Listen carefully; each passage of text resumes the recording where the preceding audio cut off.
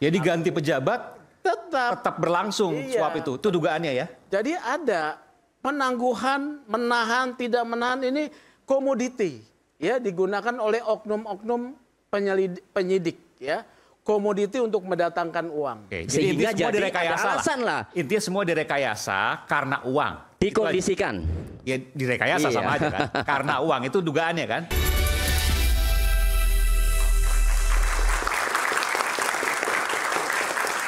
Tadi saya coba menggali dari Bung Romi yang merupakan pengacara anak bos Prodia yang ternyata baru satu kasus ya. Padahal kalau dilihat saya tanya ke Bung Sugeng Teguh Santoso. Kalau dilihat ini ada banyak kasus harusnya. Kalau memang saya tanya dulu ke Bung Romi masih bersama saya. Kalau yang tadi AN tadi itu sudah menikah juga. Kalau FA kan sudah menikah. Kalau AN ini dalam data kami belum menikah ya. Belum menikah, oke, baik. Masih 17 tahun ya. 17 tahun itu masih masuk anak gitu karena masih di bawah 18 kalau dalam undang-undang. Tindak pidana yang disangkakan kepada klien kami ini bisa berjalan ya. Baik. Sesuai ya. Jadi begini. Ini kalau dilihat kan awam saja sudah bisa melihat ada kasus banyak di sini. Satu, narkobanya. Yang kedua, memberikan narkoba pada anak itu kasus lagi, pidana lagi, betul ya? Betul. Lalu kemudian hilangnya nyawa, 3. Lalu kemudian ada dugaan kekerasan terhadap anak. Memberi obat pada anak itu. Betul. Kekerasan. Dan yang kelima, saya nanti konfirmasi ke Bung Romi, ada juga diduga senjata api. Dan itu ada di depan anak.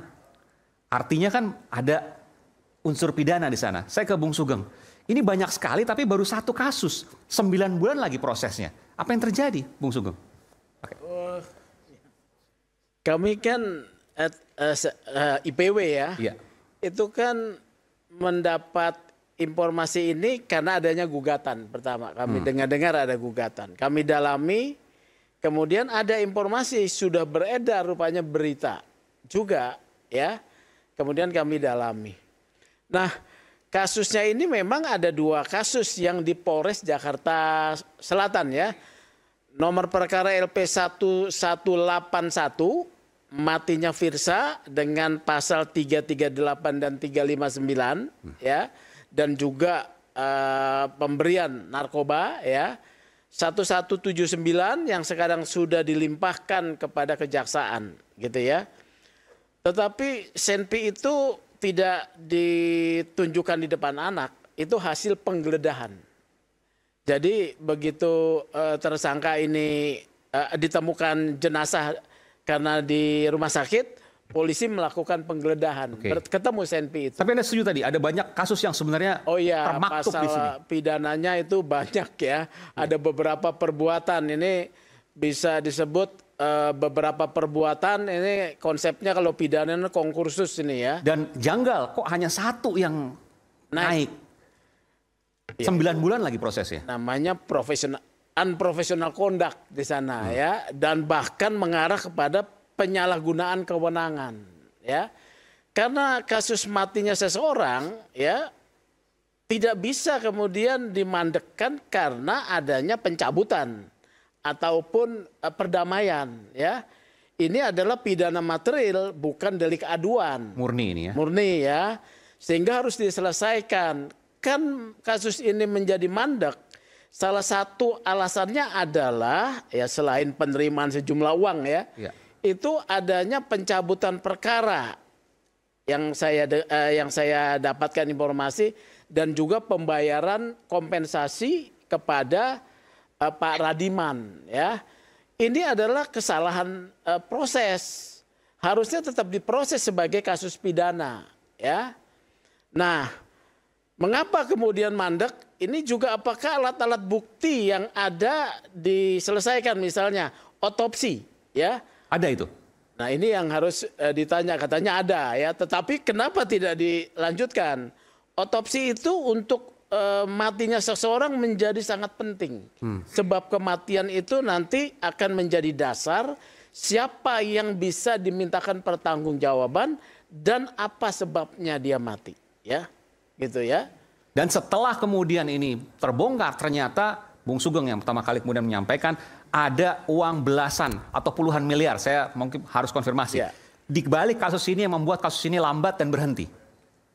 Ya, itu informasi yang didapatkan dari gugatan yang kami bisa akses ya. Oke. Ada disebut nilai 5 miliar yang diterima oleh AKBP di dalam gugatannya. Ya. Tetapi dari pendalaman kami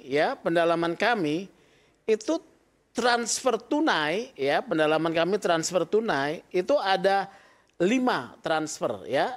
500, 600 dari tersangka AN, kemudian 1 miliar dari istri AN dan 1,5 miliar dari ibu AN. Itu anak bos Prodia itu ya? Oh, ibu, iya AN. Oke. AN itu anak sama-sama ya, sama Ada korban 2. ya. Iya.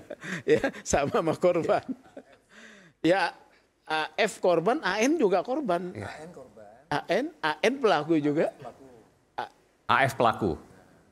AF mungkin maksudnya tadi. AN juga, Arif Nugroho juga pelaku. Kalau yang korban Pak, pakai itu Pak. kalau yang Ini korban punya AP, Pak. Anissa juga. Anissa Putri itu pakai. Oh, AP ya. AP, Pak. Anissa AP. Putri. Iya. Ya, AP. Jadi seperti itu ya. Jadi di sini ada proses unprofessional conduct. Tapi saya duga macetnya ini karena pemberian uang. Macetnya karena pemberian uang. Ya. Administrasi kemudian dilengkapi hanya untuk alasan ya.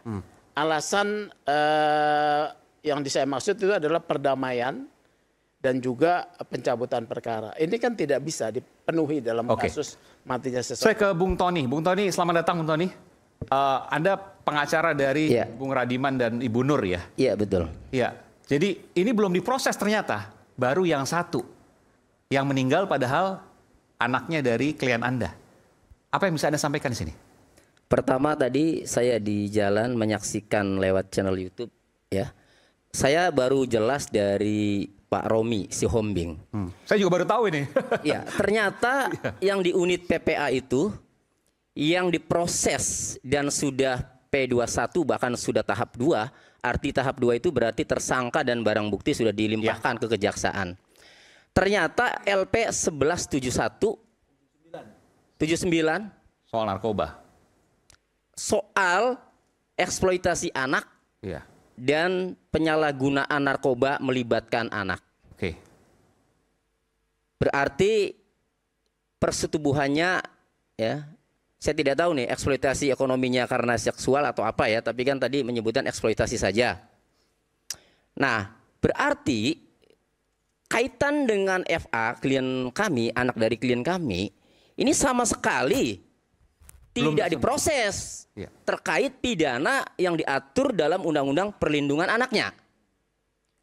Padahal kalau kami amati, kami cermati dari penjelasan AKBP Bintoro saat konferensi pers April 2024 lalu, meninggalnya FA ini ya, ditemukan 4 dugaan tindak pidana. 4. 4. Oke. Pertama, ya, ini meninggal, masih anak, ya. Kemudian yang kedua disetubuhi, tanpa menyebutkan tuh yang disetubuhi itu apakah FA, apakah AP. Meskipun udah menikah tadi diakui, tapi siri. Ya, artinya pada saat kejadian sebelum meninggal kan yang disetubuhi itu siapa kan? Nah, jadi belum disebutkan, tapi ada persetubuhan terhadap anak. Yang ketiga ada narkoba. Karena jelas narkoba ini adalah alat yang mengakibatkan kematian, dicekoki. Yang keempat adanya senjata api. Nah, empat-empatnya itu ya, kalau saya menganalisa untuk Undang-Undang Perlindungan Anak ya, sebelum saya tahu bahwa itu dieksploitasi, saya melihatnya ada 2 pasal dalam Undang-Undang Perlindungan Anak yang bisa diterapkan terhadap 2 pelaku itu. Pertama adalah pasal 81 ayat 1. Ya, kekerasan memaksa anak ya dengan ancaman atau ancaman sehingga terjadi persetubuhan. Ancaman hukumannya itu 5 tahun minimal, paling lama 15 tahun. Yang kedua pasal 89 ayat 1. Penyalahgunaan narkoba dengan melibatkan anak. Jelas itu. Karena dicekoki berarti penyalahgunaannya melibatkan anak. Tapi saya tidak tahu ini kan, diterapkan tidak pasal tersebut sampai P21 sampai tahap 2 itu. Karena sampai saat ini ya, Terus terang, kami belum pernah, keluarga korban belum pernah menerima SP2HP. Jadi kasus ini gelap nih. Iya. Nah, kemudian itu baru Undang-Undang Perlindungan Anak kan. Kemudian untuk kasus narkobanya lebih masuk lagi sebenarnya. Diatur di dalam pasal 116, menyalahgunakan narkotika golongan 1 terhadap orang lain. Arti terhadap itu orang lain itu tidak menghendaki. Persis apa yang dikatakan AKBP Bintoro, dicekoki. Ya. Atau memberikan narkoba untuk digunakan orang lain, nah ini dikehendaki, tapi tetap barangnya dari orang tersebut. Mengakibatkan orang lain itu mati atau cacat permanen, maka dipidana penjara pidana mati atau penjara seumur hidup. Tetapi sampai hari ini pasal itu tidak diterapkan. Kami belum pernah mendengar. Karena mengakibatkan mati jelas FA mati. Kalau mengakibatkan cacat permanen jelas AP itu cacat, Pak. Ini bibirnya ini bolong, Pak. Saking kencangnya ya, itu overdosis, itu gigit bibir bawah itu bolong. Ada sebesar ini jari dan udah ditambal. Artinya sampai sekarang juga cacat kan. Tapi tidak pernah tuh diterapkan. Itu pasal yang berat. Kemudian senjata api ya, katanya ditangani Polda Metro. Sampai sekarang juga tidak ada kabarnya. Nah, malah laporan klien kami 1181 ya, malah dibuat pasal 338 pembunuhan dan atau 359. Jadi, kalau saya melihat mengutip atau menanggapi dari Pak Sugeng, ini sepertinya mandek karena ada perdamaian. Analisa saya bukan. Ini menurut saya dikondisikan sebelum adanya perdamaian dengan bukti menerapkan pasal 338 dan atau 359. Akan saya jabarkan. 338 dan 359 ini ancaman pidana yang tidak ada minimalnya, Pak. Beda dengan Undang-Undang Perlindungan Anak, Undang-Undang Narkotika minimal 5 tahun, paling singkat 5 tahun, paling lama 15 tahun. Nah, ini 338 dan atau 359, 338 paling lama 15 tahun, 359 paling lama 5 tahun. Itu soal apa itu? Itu kelalaian yang mengakibatkan matinya orang. Nah, lalu melihat fakta matinya korban FA dicekoki narkoba, apakah dia tahu Arif Nugroho ini kalau mencekoki itu bakal mati? Apakah dia tahu? Apakah dia niat? Apakah dia sengaja? Saya bukan dalam hal ini, saya harus objektif. Belum tentu juga dia niatnya membunuh. Sementara pasal 338 harus ada niat dengan sengaja merampas nyawa. Niat itu begini, kita ketahui ini kalau saya bacok lehernya putus, ini mati nih. Jelas niat. Tapi kalau dicekoki narkoba, belum tentu juga niatnya membunuh. Tapi berakibat meninggal. Jadi pengondisian pasal ini menurut saya apabila nanti di pengadilan tidak terbukti pasal 338-nya, maka dikenakan dakwaan alternatif yaitu pasal kelalaian yang mengakibatkan matinya orang 359. Ancaman hukumannya paling lama 5 tahun. Ya, 2 tahun bisa, 1 tahun ini bisa. Loh, ini sebentar ya. Jadi memang perdamaian, pembayaran kompensasi dan pencabutan perkara itu adalah instrumen untuk melakukan memandekkan perkara. Itu adalah modus. Dan dugaan itu karena uang. Ditambah gitu, itu, kan? Tetapi dugaannya karena uang. Ya, ditambah itu. Soal penerapan pasal kan 359 juga naik ke pengadilan ya kan? Kalau memang diteruskan. Tapi instrumen yang memang biasa digunakan oleh oknum penyidik itu bagaimana mematahkan laporan tersebut, gitu ya. Padahal ini tidak boleh. Intinya supaya hukumannya ringan lah. Enggak, dimandekkan. Oh, dimandekkan. Supaya mandek karena ada pencabutan, ada pembayaran kompensasi. Ini adalah alat kerja untuk melakukan penyalahgunaan kewenangan. Efeknya kan kasusnya tetap jalan P21, kan nggak mandek. Enggak, itu untuk yang 1179 yang dibicarakan oleh Mas Tony itu dengan LP korban 1181. 1181. Supaya mandek, supaya nggak bisa diproses. Benar, terhadap 1179 juga begitu. Makanya di Agustus ketika Kapolres melihat ini tidak jalan, dia perintahkan untuk dilanjutkan. AKBP B kemudian dipindahkan ke Polda, gitu loh. Maka oleh AKBP G dilanjutkan prosesnya. Jadi harus ingat ya, penyalahgunaan kewenangan oleh penyidik tuh banyak modelnya. Nggak, ini gimana kok bisa dengan direkayasa sedemikian rupa sehingga bisa mandek? Logika gimana? Logikanya gini. Sederhananya gimana? Kan ada laporan. Ya. Laporan ini adalah instrumen awal untuk melakukan satu proses pidana. Oke. Laporan ini kemudian dilumpuhkan dengan cara dicabut. Oke. Gitu ya. Ya. Kemudian supaya ada alasan pencabutan, instrumen pembayaran ganti kompensasi dilakukan. Kepada korban. Korban kepada Pak Radiman. Dan sudah diberikan uangnya? Sudah 300 Sudah. juta. 300 juta ya? Ya, sudah. Jadi ini adalah alat kerja untuk menyalahgunakan kewenangan. Jadi yang jalan hanya kasus yang perempuan yang satu Enggak lagi? juga, dua-duanya berhenti. Nanti Gitu loh. kan tapi udah P21. Nah, Agustus 2024 dipindahkanlah AKBP B menurut informasi karena tidak menindaklanjuti kasus. Oke. Dia dipindahkan ke Polda diganti oleh AKBP G. Oke. Oleh AKBP G diteruskan, bahkan kemudian ditangkap lagi nih. Ya. 2 orang. Nah, di sini terjadi lagi penangguhan lagi dengan kemudian memberikan sejumlah uang. Oke. 1179 pada 16 Desember jaksa sudah menyatakan P21. 1179 ya. Ya. 17 Desember penyidik memanggil 2 tersangka. Tetapi tidak hadir, baru pada 21 Januari ditangkap. Ya. Sebetulnya kan harus ditangkap dekat-dekat, tetapi karena sudah menerima uang untuk penangguhan penahanan, dia melambatkan AKBPG ini, ya. Jadi di sini rangkaian penyalahgunaannya itu berurut-urut ya, berturut-turut ya. Jadi ganti pejabat tetap berlangsung Iya. suap itu. Itu dugaannya ya. Jadi ada penangguhan, menahan, tidak menahan ini komoditi ya, digunakan oleh oknum-oknum penyidik ya. Komoditi untuk mendatangkan uang ya.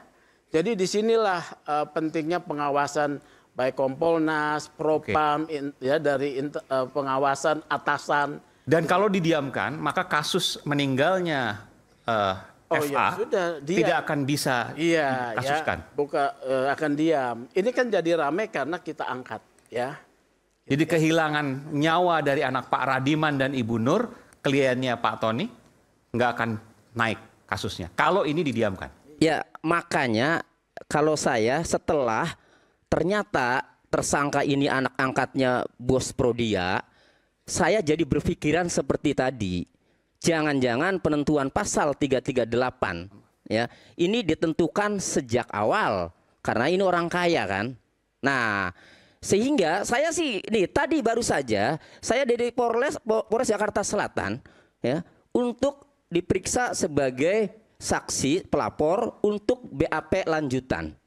Karena sudah dikirimkan ke jaksa, dikembalikan lagi ada petunjuk. Dan tadi ketika lihat meninggalnya karena dicekoki narkoba, apakah masuk nih unsur pembunuhannya? Jadi kesimpulan saya ya, ini mandeknya bukan hanya setelah ada perdamaian, niatnya ketika menentukan pasal yang jelas-jelas ya berpendapat saya belum tentu masuk unsur pasal 338 diterapkan. Ini kan menurut saya suatu cara kan. Ya, nah ditambah lagi adanya perdamaian. Oke, Sehingga jadi ada alasan lah. Intinya semua direkayasa karena uang. Dikondisikan. Ya direkayasa sama aja kan. Karena uang itu dugaannya kan. Itu dugaannya. Nah, oleh karenanya pasal 116 ini Undang-Undang Narkotika ya, kami minta agar Kapolri atau Kapolda ya atau Kapolres agar mengumumkan prosesnya sejauh mana ya. Oke. Undang-undang narkotikanya, penegakan hukumnya dan senjata apinya, Undang-Undang Darurat nomor Oke, masih menggantung. tahun Isu hangat 1951. kadang bikin penat, apalagi kalau kita tidak bisa mencerna dengan cermat. Jangan lupa cangkir kopi hangat yang nikmat untuk menemani kebersamaan dalam program Rakyat Bersuara. Kami akan kembali bersama Rakyat Bersuara.